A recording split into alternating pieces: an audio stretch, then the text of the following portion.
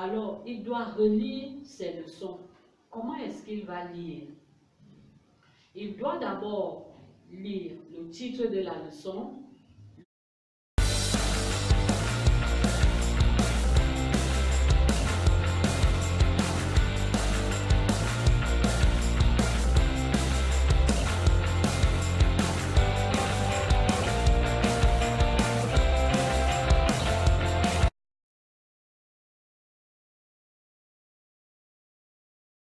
Bonjour, chers abonnés de Joël Pro.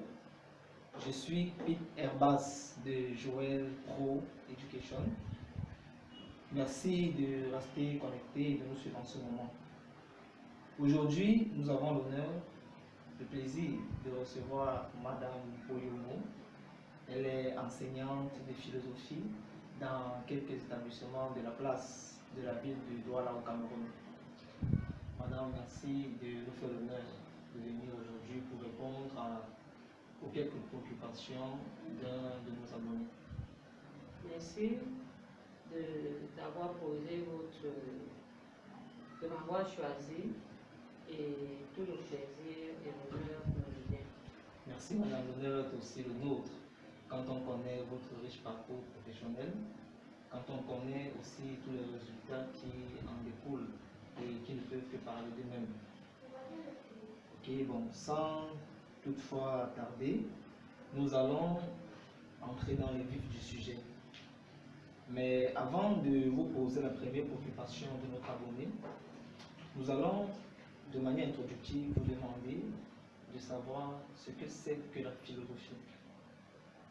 Merci. La philosophie peut être perçue comme la recherche permanente du savoir ou encore la recherche permanente de la sagesse. La sagesse étant un art de vivre, c'est-à-dire cette capacité de pouvoir se conduire dans la société de manière vertueuse, tout en visant de faire le bien. Je vous remercie. Merci Madame pour cette réponse. Bon, maintenant nous allons là commencer à vous faire part des préoccupations de notre abonné. À savoir, la première préoccupation est de savoir quelle est l'utilité de la philosophie dans la vie active. Merci pour cette question. L'utilité de la philosophie, c'est-à-dire son importance, ou encore le rôle du philosophe dans la société, dans la vie active, comme vous l'avez dit, n'est pas souvent bien perçu. La plupart des détracteurs de la philosophie pensent que c'est une activité qui ne sert à rien. Cette activité est beaucoup plus critiquée par les hommes politiques qui considèrent le philosophe comme étant un subversif. Aussi par les hommes de science qui considèrent la philosophie comme une activité qui n'apporte rien à l'homme parce que cette activité ne résout pas les problèmes pratiques de la vie, et même par les techniciens qui trouvent que le philosophe, loin d'être un homo faber, reste ancré dans le domaine de l'homo sapiens, alors que l'homme a besoin de résoudre ses problèmes pratiques, manger, boire, se soigner, se loger. Seulement, il est c'est une vue simpliste de considérer la philosophie comme une activité inutile. Ça, c'est la vue du profane. Mais à regarder de près, si nous considérons l'homme comme un être doué de raison, c'est-à-dire celui-là qui fait prévaloir son esprit et non tout simplement ses sens, ce qui caractérise l'homme en premier, c'est la raison. Ce qui veut dire que toute activité humaine doit avoir au préalable d'abord une réflexion théorique qui permette à l'homme de pouvoir pratiquer de manière exacte et de manière précise toutes les activités qu'il voudrait mener. Ceci étant dit, l'utilité de la philosophie est donc indéniable, étant donné que la philosophie est cette activité-là qui nous permet de réfléchir et de réfléchir méthodiquement, de penser toutes nos actions, de penser notre agir et aussi de développer notre esprit critique.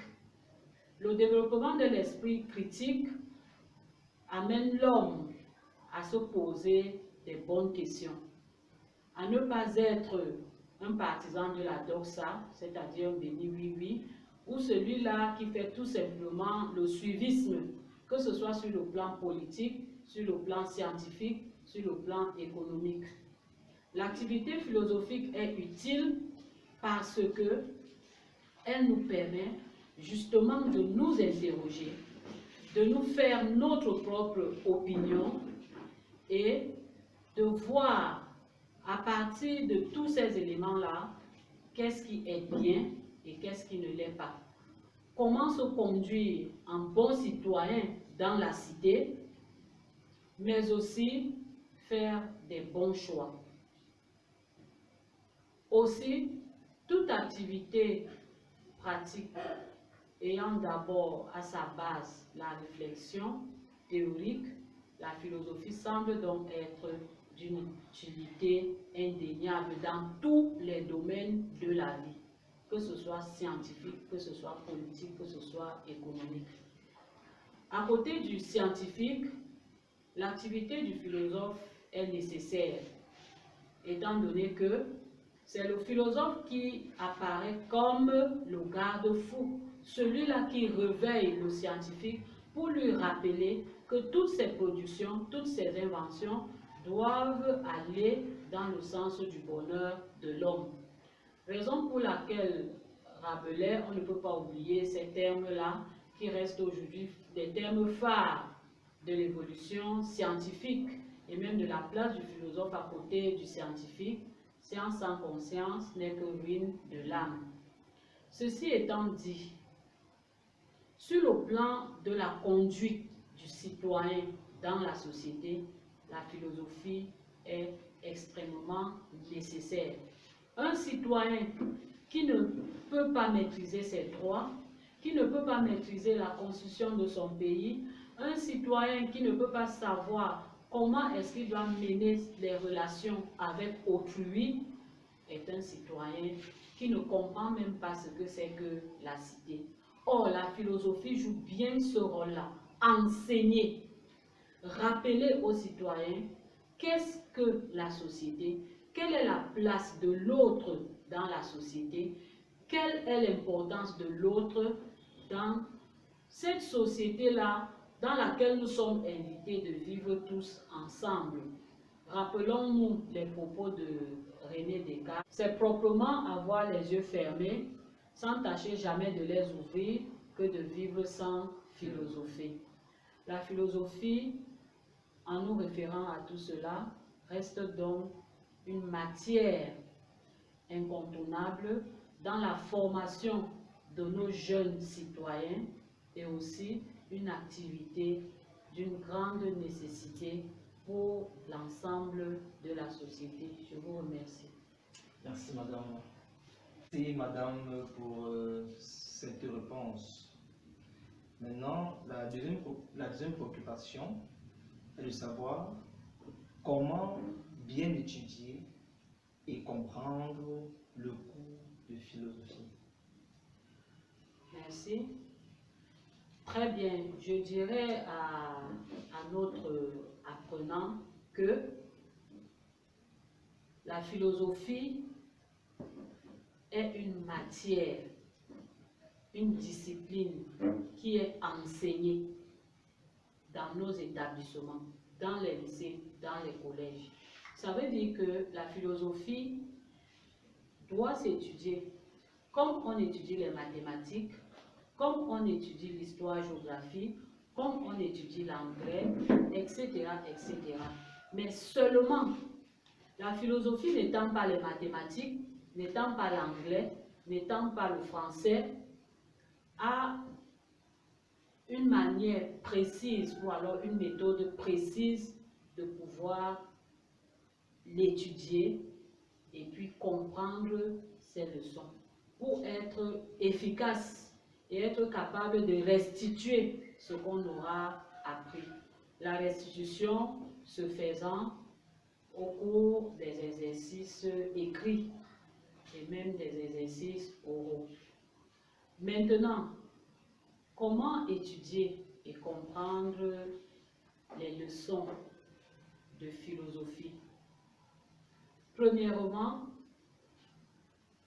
notre candidat, notre élève doit comprendre qu'il doit d'abord être assidu en classe.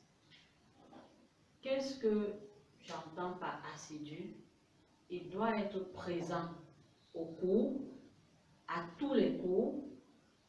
Il doit participer au cours, c'est-à-dire suivre les explications du professeur, répondre aux questions que pose le professeur, mais aussi et surtout qu'il pose lui-même des questions à l'enseignant, soit pour mieux comprendre ce qu'il n'a pas compris, ou alors pour présenter à l'enseignant une autre vision ou une autre perception qu'il a de la notion qui est enseignée. Ensuite, toujours parlant de l'assiduité, il doit prendre les notes et bien les prendre. Qu'est-ce que cela signifie? Pendant les explications, les questions, bref, au cours de l'échange avec l'enseignant, il doit prendre les notes à la marge de son cahier. Les notes sur des sujets qui lui semblent importants. Mais aussi, il doit prendre les notes pendant que le professeur va dicter le cours. Et il doit bien les prendre et ne pas avoir peur de rappeler le professeur ou de l'arrêter au cas où il n'est pas à la ligne. Maintenant, après avoir pris les cours, après avoir été assidu au cours, il doit arriver chez lui à la maison, il doit relire son cours. Relire le cours veut déjà dire apprendre, puisqu'il a posé la question de savoir comment il peut apprendre pour comprendre. Alors, il doit relire ses leçons. Comment est-ce qu'il va lire? Il doit d'abord lire le titre de la leçon, l'objectif de la leçon. Après la lecture du titre et de l'objectif, il doit répondre à la question « Qu'attend-on de moi dans cette leçon ?» La réponse à cette question lui permet de ne pas faire de la divagation, de mettre déjà, d'avoir déjà présent dans son esprit quel est le but qu'il doit atteindre en étudiant cette leçon.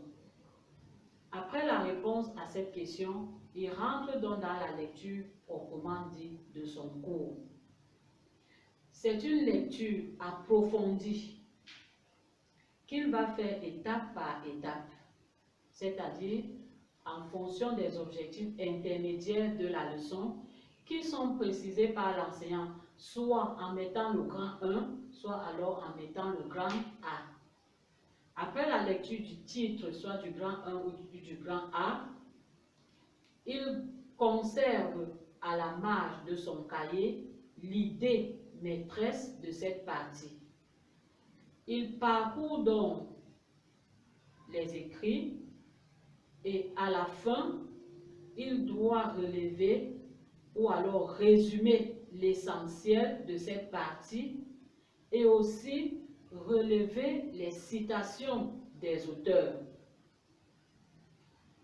Ce résumé-là ne doit pas seulement se faire à la marge, puisque la marge n'est pas assez grande. Il doit avoir une fiche de lecture pour chaque leçon étudiée. Il produit sa fiche de lecture. Dans sa fiche, il rappelle d'abord l'objectif, puisqu'il aura répondu à la question « Qu'attend-on de moi ?» Il met la réponse à cette question-là. Il résume chaque partie. Il relève les citations des auteurs qui vont lui permettre de soutenir son point de vue dans la restitution qu'il fera dans ses sujets de dissertation ou de commentaires philosophiques de texte. Et cet apprentissage-là, cette lecture-là doit se faire pour toutes les leçons, que ce soit les notions, que ce soit les leçons de méthodologie et même l'étude de l'œuvre intégrale.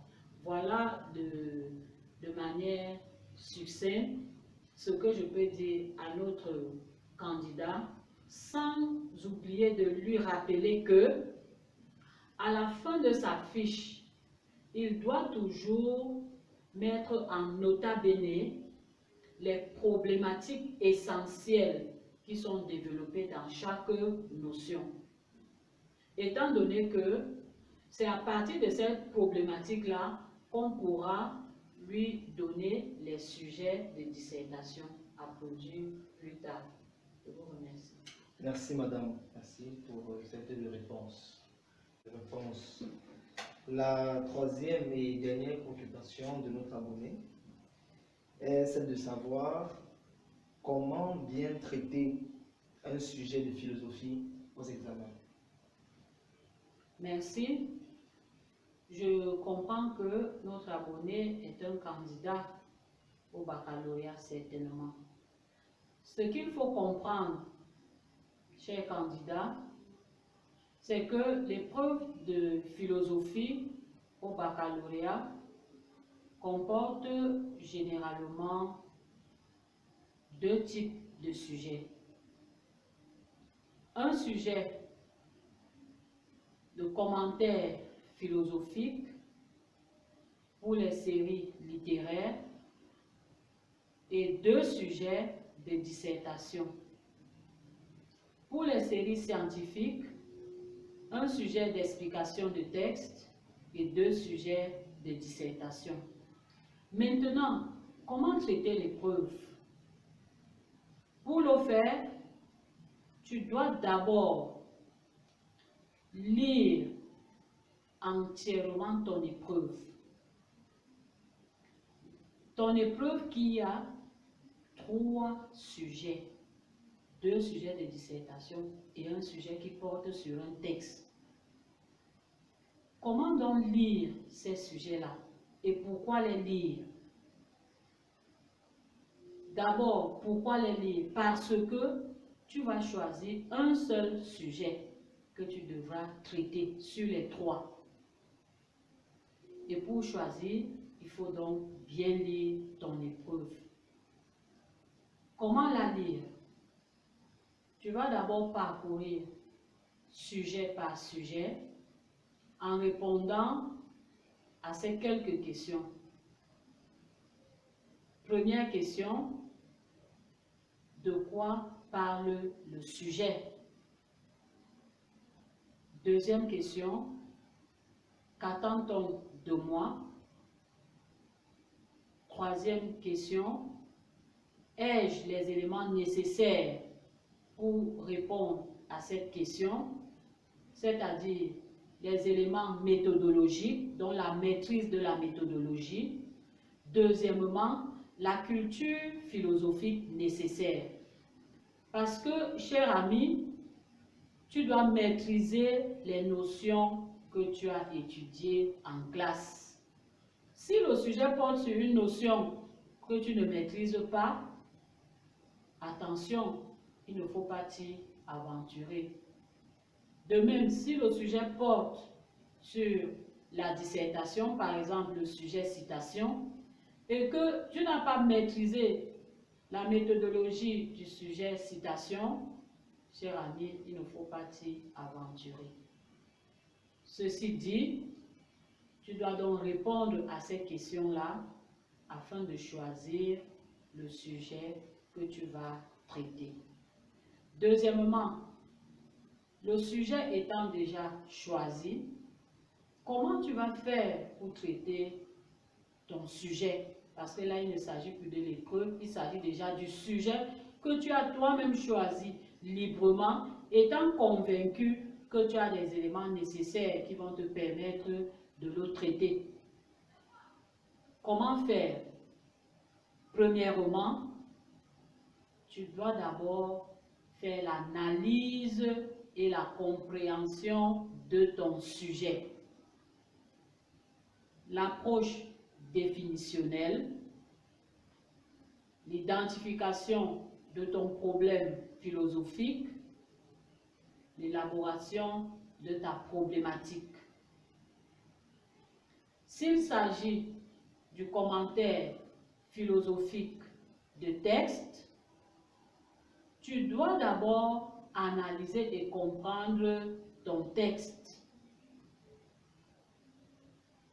Après avoir analysé et compris le texte ou le sujet, tu passes donc à la deuxième étape qui est la recherche des idées et l'élaboration du plan détaillé. Pourquoi élaborer ton plan détaillé? C'est le plan détaillé qui va te permettre de faire une argumentation logique et cohérente, d'éviter les digressions et la divagation et même le bavardage inutile. Le plan détaillé va te permettre de bien rédiger tes transitions et aussi de choisir les auteurs et les citations qui vont te servir dans la rédaction. La dernière étape étant donc la rédaction de ton devoir. Tu vas rédiger au brouillon entièrement l'introduction et la conclusion. Pourquoi entièrement au brouillon l'introduction et la conclusion? Parce que l'introduction est la porte d'entrée de ton devoir. C'est à l'introduction que tu poses le problème philosophique. Et comme tu l'as appris, traiter un sujet de dissertation, c'est résoudre un problème. Et c'est à l'introduction que tu identifies ton problème. Si tu n'as pas identifié le problème, la suite de ton travail, c'est le bavardage inutile. Une introduction sans problème, c'est un devoir raté. Et un problème mal posé, c'est un hors-sujet. Tu comprends donc pourquoi il est important pour toi de rédiger ton introduction au brouillon. Parce que là, tu as encore la possibilité d'écrire et de réécrire jusqu'à ce que tu sois convaincu que tu as dit ce que tu avais à dire de façon précise, de façon méthodologique et nette. Il en va de même pour la conclusion. Tout comme l'introduction est la porte d'entrée, la conclusion permet de clôturer ou alors de fermer ton devoir. Et cette étape, c'est l'étape du rappel. Tu vas rappeler le problème philosophique, tu vas rappeler la démarche et tu vas répondre clairement à la question que tu t'es posée. D'où l'importance de rédiger ces deux parties-là au brouillon avant de les mettre au propre dans ton devoir. Ton plan détaillé pourra te permettre de rédiger directement le développement de ton devoir dans ta copie. Voilà ce qu'on peut dire pour l'instant, en attendant tes prochaines préoccupations.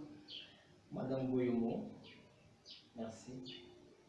Merci d'avoir apporté des réponses aux préoccupations de notre abonné. Nous rappelons que vous êtes enseignante de philosophie dans quelques établissements de la place de la ville de Douala au Cameroun et avec à votre actif une longue et riche carrière professionnelle. Nous vous remercions de cette honneur. C'est moi qui vous remercie, tout en espérant satisfaire aux attentes de notre candidat qui, je peux déjà le dire, s'intéresse vraiment à la philosophie, ce qui n'est pas généralement le cas pour les apprenants. Merci, cher abonné. Merci, cher abonné, pour vos questions. Nous espérons que les explications de Mme Boyomo vous ont satisfait et vous ont permis de compléter ou alors d'apprendre davantage sur la philosophie. Madame, un dernier mot peut-être. Oui. Juste pour rappeler à notre candidat que pour qu'il puisse percevoir ou alors appréhender plus simplement ce que c'est que la philosophie, il doit d'abord concevoir cette discipline sur le plan de sa nature, de son objet et de sa méthode. Parlant de la nature de la philosophie, nous pouvons dire que la philosophie est la recherche permanente de la sagesse. L'activité philosophique n'est pas une activité qui commence et qui s'arrête à un moment donné. C'est une activité de recherche, c'est une activité de l'esprit qui vise la connaissance, qui vise la recherche du savoir-être, la recherche du savoir-faire. Ainsi donc, la sagesse ici peut être perçue comme un art de vivre. La philosophie, dans un second plan, peut être appréhendée à partir de son objet et de sa méthode. Ainsi, la philosophie est la réflexion critique sur l'homme, vu sur un triple aspect, avec l'homme d'abord, son rapport avec la nature et enfin son rapport avec l'absolu.